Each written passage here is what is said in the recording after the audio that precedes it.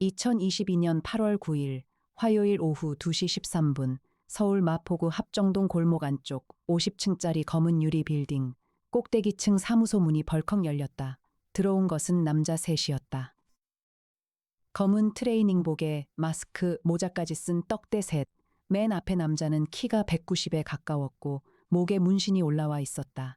조수 나정희가 리셉션에서 일어서며 말했다. 어떻게 오셨?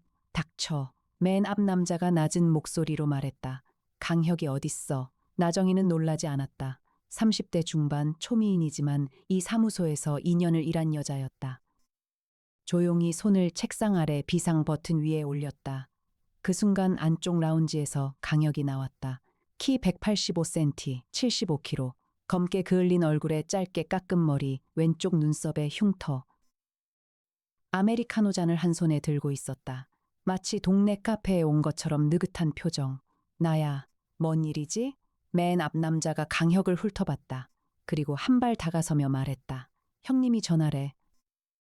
메리 할머니 건에 손대지 마라. 안 그러면 그 빌딩에서 내려오는 방법이 창문밖에 없을 거다. 강혁은 커피를 한 모금 마셨다. 그리고 천천히 말했다. 형님이 누군데? 알 필요 없어. 손대라는 말만 전하러 왔으니까. 강혁이 커피잔을 테이블에 내려놓았다. 소리가 나지 않게 조용히, 그리고 고개를 살짝 기울이며 웃었다. 그 웃음을 본 맨 앞 남자의 눈이 흔들렸다. 형사 16년, 강력계에서 살인범들을 상대해온 남자의 미소는 따뜻함과 거리가 멀었다. 네가 누구 밑에서 일하는지는 내가 알아낼 테니까 걱정 마. 근데 하나만 물어보자. 그 메리 할머니가 누군지 나한테 말해줄래? 아니면 내가 직접 찾아볼까? 남자 셋이 동시에 움직였다. 맨 앞이 주먹을 올렸고 뒤에 둘이 양쪽으로 벌렸다. 4초 만에 끝났다. 강혁의 오른발이 맨 앞 남자의 무릎을 찼다. 남자가 앞으로 꺾이는 순간 팔꿈치가 관자놀이를 쳤다. 왼쪽 남자가 달려들자 강혁은 몸을 낮추며 허리를 잡아 던졌다. 마지막 남자는 뒷걸음질 치다가 소파에 걸려 넘어졌다. 3명 다 바닥에 엎드려 신음하고 있었다. 강혁은 아메리카노를 다시 집어들었다. 한 방울도 안 흘렸다. 나정희 씨, 경찰 불러. 1시간 뒤 경찰이 세 남자를 데려갔다. 마포경찰서 형사가 진술을 받으려 했지만 세 남자는 묵비권을 행사했다. 이름만 나왔다. 맨 앞이 김태관 38, 전과 3범, 폭력과 공갈. 강혁은 라운지 소파에 앉아 생각에 잠겼다. 메리 할머니, 누군가가 자신에게 의뢰하려는 것을 막으려 한 거다. 그런데 아직 의뢰가 들어오지 않았다. 실험실 쪽에서 이에나가 나왔다. 둥근 안경에 머리를 단정하게 묶은 훤칠한 미인, 한 손에 김밥 한 줄을 들고 있었다. 탐정님, 다 들었어요. 괜찮으세요? 멀쩡해. 그보다 애나 씨, 메리 할머니라는 말이 뭔지 모르겠어. 저도 궁금해서 검색해봤는데요. 이에나가 태블릿을 보여줘줬다. 마포구 망원동에 메리 할머니라는 별명으로 불리는 분이 계세요. 본명 박복순, 76세. 영어 이름 메리를 결혼 전부터 썼대요. 남편이 미군 출신이었거든요. 주한 미군 출신 남편? 네. 2000년에 사별하셨고 현재 망원동 연립주택 3층에 혼자 사세요. 근데 탐정님, 이게 중요해요. 이에나가 화면을 넘겼다. 박복순 할머니 아들이 있었어요. 박진호 2022년 기준 50살, 작년 12월에 사망했어요. 사인은 급성 심근경색. 근데 특이한 게 박진호가 소설가였어요. 필명 제이파크. 장르 소설 작가인데 사망 직전에 집필하던 미완성 원고가 있었대요. 강혁의 눈이 가늘어졌다. 소설가의 미완성 원고. 그때 사무소 전화가 울렸다. 나정희가 받았다. 강혁 탐정사무소입니다. 네, 잠시만요. 나정희가 수화기를 내밀며 말했다. 탐정님, 박복순이라는 할머니세요. 강혁이 수화기를 들었다. 강혁입니다. 탐정님, 저 망원동 박복순이에요. 아까 조폭 같은 놈들이 갔다면서요? 죄송해요. 쟤 때문에 할머니 괜찮아요. 무슨 일이세요? 박복순 할머니의 목소리는 떨리고 있었다. 우리 집을 통째로 사겠다는 사람이 나타났어요. 집이랑 집 안에 있는 거 전부요. 가구도 옷도 아들 방에 있는 것까지 다. 시세보다 3배를 준다고. 누가요? 이름은 안 밝혔어요. 변호사라는 사람이 와서 계약서만 내밀었어요. 거절하니까 오늘 또 왔어요. 이번엔 위협을 하더라고. 안 팔면 후회한다고. 그게 오늘 아침이요? 네. 그러고 한 2시간 뒤에 탐정님한테 조폭이 간 거죠? 제가 어제 탐정님한테 의뢰하려고 전화번호 알아봤거든요. 그걸 어떻게 알았는지 강혁은 생각했다. 누군가가 박복순 할머니의 집을 통째로 사려고 한다. 집안의 모든 것을 포함해서, 그리고 그걸 막기 위해 탐정을 고용하려는 할머니를 사전에 차단하려고 협박 인력을 보냈다. 할머니, 내일 아침에 제가 찾아갈게요. 주소 좀 알려주세요. 2022년 8월 10일 수요일 오전 9시 마포구 망원동 벤츠 S클래스가 좁은 골목에 멈췄다. 이에나가 핸들을 잡고 있었다. 강혁은 조수석에서 내려 주위를 둘러봤다. 낡은 4층 연립주택. 80년대에 지어진 건물이었다. 외벽에 담쟁이가 무성하고 계단 난간이 녹슬어 있었다. 주변은 재개발 지역으로 지정돼 빈 건물이 많았다. 하지만 이 집만은 사람이 살고 있었다. 화분이 놓여 있고 빨래가 널려 있었다. 3층 문을 두드리자 작은 할머니가 나왔다. 박복순, 76, 흰 머리를 단정하게 빗어넘기고 검은 카디건을 입은 마른 체격의 여자. 눈이 맑았고 입술은 굳게 다물려 있었다. 기품이 있는 노인이었다. 탐정님이시구나. 어서 오세요. 집안은 좁았지만 깨끗했다. 거실에 소파 하나, 텔레비전 하나, 벽에 가족 사진들. 강혁의 눈이 거실 끝 방문 하나에 멈췄다. 닫혀있는 방. 문 앞에 작은 꽃병이 놓여 있었다. 저게 아들 방이에요. 박복순이 말했다. 열어봐도 될까요? 네, 문을 열자 서재가 나타났다. 좁은 방 전체가 책과 원고지, 노트북, 메모지로 가득했다. 벽에는 코르크보드에 사진과 메모가 빼곡히 꽂혀 있었다. 소설가의 작업실. 강혁은 있는 것부터 읽었다. 있는 것. 책상 위 노트북, 전원 꺼짐. 옆에 USB 메모리 3개, 코르크보드에 인물 관계도처럼 보이는 사진과 화살표, 서랍 위에 출판사 계약서 복사본, 그리고 책상 모서리에 두꺼운 파일 하나, 겉에 미완성, 새 지붕 아래라고 적혀 있었다. 없는 것, 노트북 충전기. 누군가 노트북을 가져가려다가 충전기만 빼간 건지 아니면 원래 없었는지 어색한 것, 코르크보드의 사진, 인물 관계도의 한가운데에 한 여자의 사진이 있었다. 사진 위에 빨간 실이 연결돼 있고 옆에 메모가 적혀 있었다. 이사벨라 실존 인물 조심할 거. 강혁이 물었다. 할머니, 아드님이 마지막에 쓰던 소설이 뭐였어요? 제이가 자기 인생에서 겪은 일을 소설로 쓰고 있었어요. 로맨스 소설이라고 했는데 실제 있었던 일이라고. 실제 경험을 소설로? 네. 제이가 30대에 연애했던 여자가 있었거든요. 그 여자가 지금은 아주 유명한 사람이 됐어요. 제이가 그 연애를 소설로 쓰고 있었어요. 강혁의 눈이 번쩍였다. 그 유명한 사람이 누군데요? 박복순이 잠시 입을 다물었다가 말했다. 이사벨라. 아, 한국 이름으로는 김미연이에요. 이에나가 옆에서 숨을 들이쉬었다. 김미연. 그 이름을 모르는 한국인은 없었다. 김미연, 올해 51살. 대한민국 최대 패션 그룹 미연 인터내셔널 회장. 포브스 선정 아시아 여성 파워 인물 30위. 자산 3조 원. 이혼 후 독신으로 재벌 중에 재벌이면서도 문화예술 후원자로 이미지를 관리해온 인물. 할머니, 아드님과 김미연 씨가 사귀었던 거예요? 네. 2000년대 초반에요. 둘 다 30대였을 때 2년쯤 만났어요.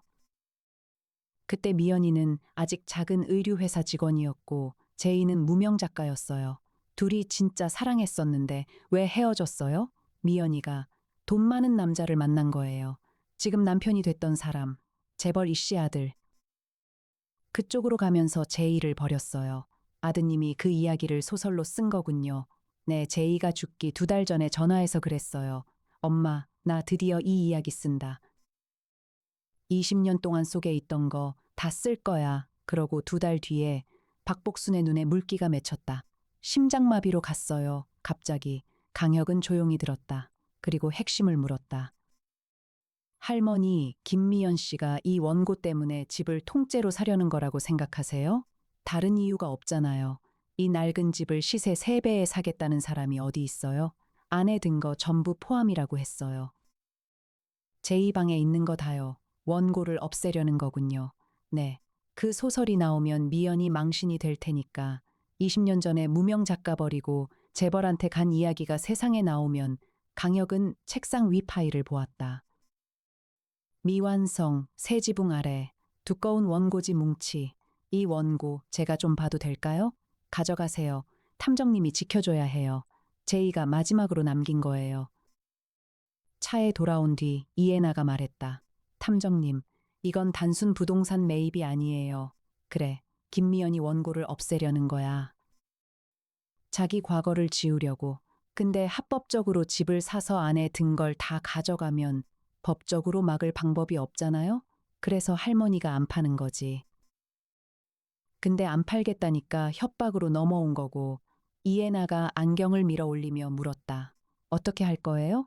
먼저 원고를 읽어봐야 해. 김미연이 뭘 그렇게 무서워하는지. 그날 밤 사무소 라운지, 강혁은 소파에 앉아 원고를 읽기 시작했다. 새 지붕 아래란 제목의 소설이었다. 미완성이지만 300페이지가 넘었다. 내용은 이러했다. 2000년대 초 서울 마포구의 새 건물, 새 지붕 아래에서 벌어진 사랑 이야기. 무명 작가 준호와 의류 회사 직원 수빈의 사랑. 둘은 마포의 작은 원룸, 망원동 카페, 홍대 앞 작업실, 새 지붕 아래에서 2년간 함께했다. 그런데 소설 후반부로 갈수록 내용이 달라졌다. 수빈이 대기업 후계자 현수를 만나면서 준호에게 거짓말을 시작한다. 그리고 결정적인 장면이 나왔다. 수빈은 현수의 아버지 회사에서 자금을 빼돌려 자신의 의류 브랜드 초기 자본으로 사용했다. 준호만이 그 사실을 알고 있었다. 강혁은 원고에서 눈을 떼었다. 이건 연애 이야기가 아니야. 이해나가 옆에서 커피를 건네며 물었다. 뭐가 나왔어요? 김미연이 사업 초기에 전 남편 집안 돈을 횡령해서 자기 회사를 세운 거야. 박진호가 그걸 알고 있었어. 소설 형식으로 쓴 거지만 이건 사실상 폭로야. 3조 원짜리 기업의 출발점이 횡령이라는 거예요? 그래. 이 원고가 출판되면 김미연은 끝이야. 기업 이미지, 재단 후원 활동 전부. 그리고 형사 고발도 가능해. 이해나의 눈이 커졌다. 그래서 원고를 없애려는 거구나. 2022년 8월 11일 목요일, 강혁은 강민혁에게 전화했다. 형, 나 혁이야. 혁아, 뭔 일이냐? 형, 김미연 알지? 미연 인터내셔널 회장. 알지? 재벌이잖아. 검찰에서도 몇 번 이름이 올라왔다가 내려간 사람인데 그 사람이 2000년대 초에 전 남편 집안 자금을 횡령해서 사업 시작했다는 정보가 있어. 증거는 사망한 소설가의 미완성 원고에 실화 기반으로 적혀 있어. 소설이 증거가 되겠냐? 소설 자체는 안 되지. 근데 소설 속 구체적인 계좌 이전 날짜랑 금액이 적혀 있어. 이건 작가가 직접 목격한 내용이야. 그럼 원본 금융 기록을 찾으면 되겠네. 그래.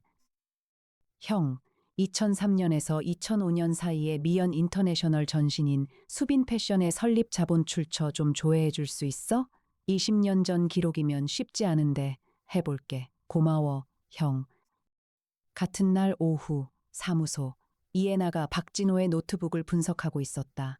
비밀번호가 걸려 있었지만 이해나에게는 아무 문제가 되지 않았다. 국과수 출신의 포렌식 전문가, 30분 만에 잠금을 풀었다. 노트북 안에는 소설 파일 외에 폴더 하나가 더 있었다. 이름은 증거, 안에는 스캔된 문서 13장, 2003년과 2004년 사이의 은행 이체 확인서, 법인 등기 서류, 그리고 수기로 쓴 메모가 있었다. 탐정님, 이해나가 강혁을 불렀다. 찾았어요. 박진호가 소설만 쓴 게 아니에요. 증거 자료도 보관하고 있었어요. 2003년에 김미연의 전 남편 이정아 명의 법인 계좌에서 30억 원이 수빈 패션 법인 계좌로 이체된 기록이에요. 30억? 네. 그런데 이정아의 서명란이 비어 있어요. 본인 동의 없이 이체된 거예요. 사문서 위조의 횡령이에요. 강혁이 문서를 들여다봤다. 이걸 박진호가 어떻게 가지고 있었을까? 소설에 나와요. 준호는 수빈이 프린터에서 서류를 뽑아가는 걸 목격했다. 이 상에서 한 장을 빼놓았다. 박진호가 직접 현장에서 가져온 거예요. 20년 동안 이걸 가지고 있었던 거야. 네. 그리고 소설로 쓰려고 한 거예요. 강혁은 의자에 등을 기대며 생각했다. 박진호는 20년 전 연인의 비밀을 알면서도 그동안 침묵했다. 그리고 마지막에 소설로 쓰기로 했다. 왜? 복수? 아니면 진실을 남기고 싶었던 건가? 애나 씨, 박진호 사망 경위 다시 확인해봐. 급성 심근경색이라고 했는데 부검 안 했지? 이해나가 고개를 끄덕였다. 독거 남성의 급사라 부검 없이 사인 확인만 하고 끝났어요. 20년간 아무 일도 안 하고 있다가 소설을 쓰기 시작한 지 2달 만에 심장마비? 이상하지 않아? 이해나의 얼굴이 굳었다. 설마, 아직 모르겠어. 하지만 가능성은 열어놔야 해. 2022년 8월 12일 금요일 오전 강혁은 2가지를 동시에 진행했다. 첫째, 박진호의 사망에 대한 재조사. 이해나가 사망 당시 병원 기록과 약물 처방 이력을 확인했다. 둘째, 김미연 측 변호사의 신원 파악. 박복순 할머니에게 찾아왔다는 변호사가 누구인지 오전 11시 이해나가 보고했다. 탐정님, 박진호 사망 당시 소견서요. 급성 심근경색이긴 한데 독거라서 발견이 늦었어요. 사망 후 24시간 이상 경과, 부검은 유족 동의 없이 생략됐고 유족이 할머니밖에 없으니까. 네, 근데 한 가지 특이한 거요. 사망 일주일 전에 병원에서 디곡신을 처방받았어요. 디곡신? 심장약이에요. 근데 박진호는 그 전까지 심장 관련 진료 기록이 전혀 없어요. 갑자기 심장약을 처방받은 거예요. 어떤 병원에서? 강남 센트럴 의원. 원장이 김미연 재단 후원병원 목록에 있어요. 강혁의 눈이 좁아졌다. 디곡신 과량 투여는 심장마비를 유발할 수 있어? 네. 치료 용량과 치사 용량의 차이가 작아서 독살에 사용된 사례가 여러 건 있어요.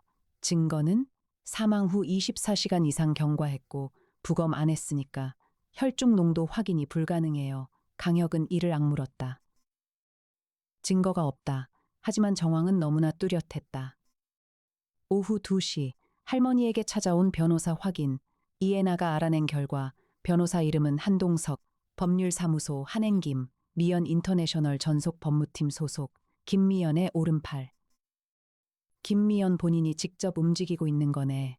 강혁이 말했다. 그런 것 같아요. 근데 탐정님, 우리가 가진 증거만으로 김미연을 잡을 수 있어요? 횡령 건은 20년 전이라 공소시효가 지났어. 일반 횡령은 10년이니까. 그럼, 하지만 박진호 사망이 타살이라면 공소시효가 없어. 살인은 시효가 없거든. 이해나가 고개를 끄덕였다. 근데 부검 없이 어떻게 증명해요? 다른 방법이 있어.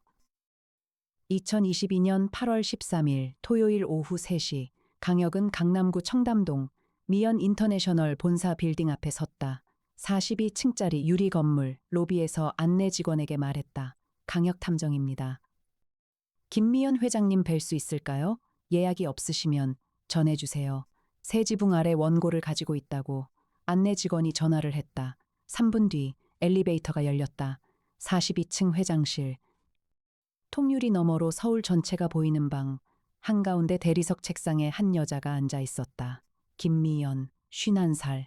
단발에 회색이 섞인 머리를 뒤로 넘긴 날카로운 인상.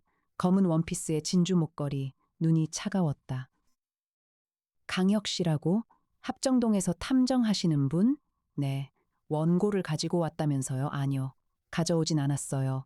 있다는 사실을 알려드리러 온 겁니다. 김미연의 눈이 가늘어졌다. 대체 뭘 원하시는 거죠? 강혁은 맞은편 의자에 앉으며 말했다. 김미연 씨, 단도직입적으로 갈게요.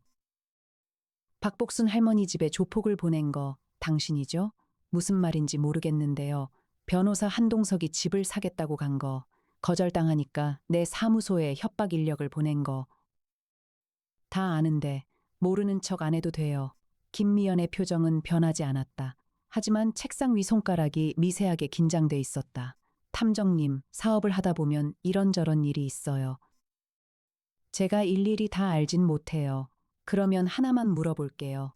박진호가 죽기 일주일 전에 당신 재단 후원병원에서 디곡신을 처방받은 건 우연인가요?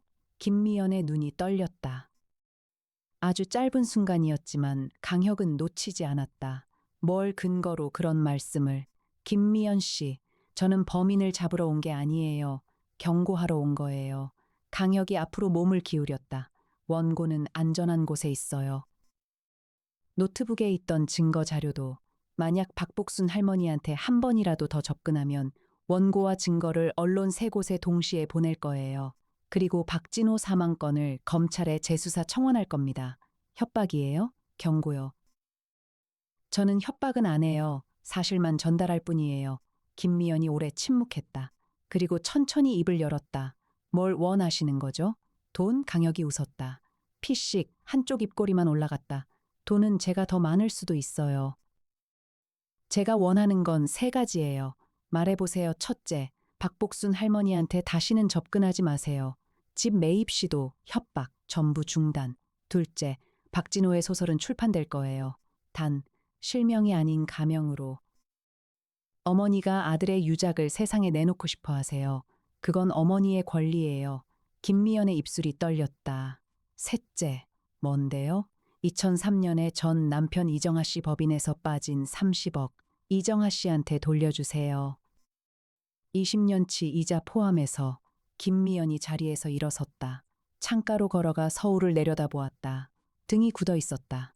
긴 침묵 뒤에 말했다. 원고에서 제 이름이 안 나온다면? 가명이에요. 소설이니까. 하지만 아시잖아요. 아는 사람은 알아볼 거예요. 그건 저한테 치명적이에요. 그래서 셋째 조건을 건 거예요. 이정아 씨한테 돈을 돌려주면 원고에서 횡령 관련 내용은 삭제할 수 있어요. 로맨스 부분만 남기는 거죠. 김미연이 돌아서서 강혁을 바라봤다. 차가운 눈빛 아래에 피로가 보였다. 20년간 비밀을 지켜온 사람의 피로. 생각해 볼게요. 일주일 드릴게요. 강혁은 일어나며 명함을 책상에 놓았다. 아, 한 가지 더. 박진호 사망 건은 별도예요. 만약 타살 증거가 나오면 그건 제 영역이 아니라 검찰 영역이에요. 제가 막을 수 없어요. 김미연의 얼굴이 창백해졌다. 타살이라고? 그건 심근경색이죠. 공식적으로는. 근데 저도 아직 모르겠어요. 알아내려고 노력 중이에요. 강혁은 돌아서서 나갔다. 엘리베이터 문이 닫히기 전에 김미연의 창백한 얼굴이 보였다. 2022년 8월 20일 토요일, 일주일이 지났다. 김미연 측에서 연락이 왔다. 변호사 한동석이 강혁 사무소를 방문했다. 회장님 뜻을 전합니다. 한동석이 서류를 내밀었다. 이정아 명의 계좌로 83억 원, 원금 30억 플러스 20년 이자을 이체하는 약정서, 그리고 박복순 할머니에 대한 일체의 접근 중단 서약서, 원고 출판건은요? 강혁이 물었다. 횡령 관련 내용이 삭제된다면 출판에 이의를 제기하지 않겠다는 게 회장님 입장입니다. 좋아요. 한동석이 나간 뒤 이해나가 물었다. 탐정님, 박진호 사망건은요? 강혁은 창밖을 바라보며 말했다. 증거가 없어. 부검도 못하고 혈액 샘플도 없고 디곡신 처방 기록만으로는 살인을 증명할 수 없어. 그냥 넘기는 거예요? 강혁의 턱이 굳었다. 형한테 넘겼어. 강남 센트럴 의원 원장 진료 기록을 검찰이 압수수색할 수 있는지 알아보겠다고 했어. 시간이 걸리겠지만 강민혁에게서 그날 저녁 전화가 왔다. 혁아, 강남 센트럴 의원 건 쉽지 않아. 김미연 쪽 변호사팀이 벽을 치고 있고 직접 증거가 없으니 영장 발부가 어려워. 형, 그래도 기록은 남겨놔. 언젠가 쓸 날이 올 거야. 알겠다. 2022년 9월 박복순 할머니의 아들 박진호의 유작 새 지붕 아래가 출판됐다. 횡령 관련 내용은 삭제되고 2000년대 초 서울 마포구를 배경으로 한 순수한 사랑과 이별의 이야기로 재편집됐다. 출판 비용은 강혁이 전액 부담했다. 출간 첫 주, 온라인 서점 문학 부문 1위를 기록했다. 사후 출간된 무명 작가의 걸작이라는 평이 쏟아졌다. 박복순 할머니는 인쇄 수입으로 처음으로 경제적 여유를 얻었다. 강혁은 출판 기념회에 가지 않았다. 대신 사무소에서 할머니에게 전화했다. 할머니 축하드려요. 탐정님 덕분이에요. 제이가 하늘에서 웃고 있을 거예요. 할머니 한 가지만 물어봐도 돼요? 뭔데요? 아드님이 20년 동안 왜 침묵하셨을까요? 김미연 씨 비밀을 알면서도 박복순이 잠시 침묵했다. 사랑했으니까요. 진짜로 강혁은 수화기를 내려놓으며 창밖을 바라봤다. 20년간 사랑한 여자의 비밀을 지켜준 남자, 그리고 결국 그 진실을 소설로 남기기로 한 남자. 그것이 복수였는지, 유서였는지, 아니면 마지막 사랑의 표현이었는지 아무도 모른다. 박진호 본인 외에는. 저녁 8시, 사무소 라운지, 50층 창밖으로 서울의 야경이 펼쳐져 있었다. 강혁은 위스키 잔을 들고 서 있었고, 이에나가 옆에 앉아 핫초코를 마시고 있었다. 탐정님, 응. 이번 사건, 찝찝하시죠? 뭐가? 박진호 씨 사망 건, 증거가 없어서 결국 넘어간 거. 강혁은 위스키를 한 모금 마셨다. 형사 시절에도 그런 사건이 있었어. 알면서도 증명할 수 없는 것들. 그때마다 미치는 줄 알았는데, 지금은요? 지금은 할 수 있는 것에 집중해. 할머니는 안전해졌고, 원고는 세상에 나왔고, 김미연은 돈을 돌려줬어. 완벽하진 않지만 할 수 있는 건 다 했어. 이에나가 조용히 고개를 끄덕였다. 탐정님, 한 가지 궁금한 거 있어요? 뭔데? 만약 박진호 씨가 살아 있었다면 소설을 출판했을까요? 강혁이 잠시 생각했다. 글쎄, 20년 동안 안 했으니까 어쩌면 쓰는 것만으로 충분했을 수도 있어. 세상에 내놓는 건 또 다른 문제니까. 그럼 우리가 대신 세상에 내놓은 거네요. 그렇지. 그게 박복순 할머니의 바람이었으니까. 이에나가 핫초코 잔을 양손으로 감싸며 말했다. 탐정님, 저도 누군가를 20년 동안 사랑할 수 있을까요? 강혁은 이에나를 바라봤다. 둥근 안경 너머의 맑은 눈. 살짝 붉어진 볼. 이 여자가 무슨 마음으로 그 질문을 하는지 강혁은 알고 있었다. 하지만 모른 척했다.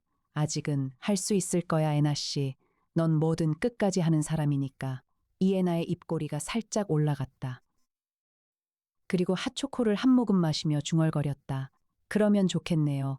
사무소의 불이 하나둘 꺼졌다.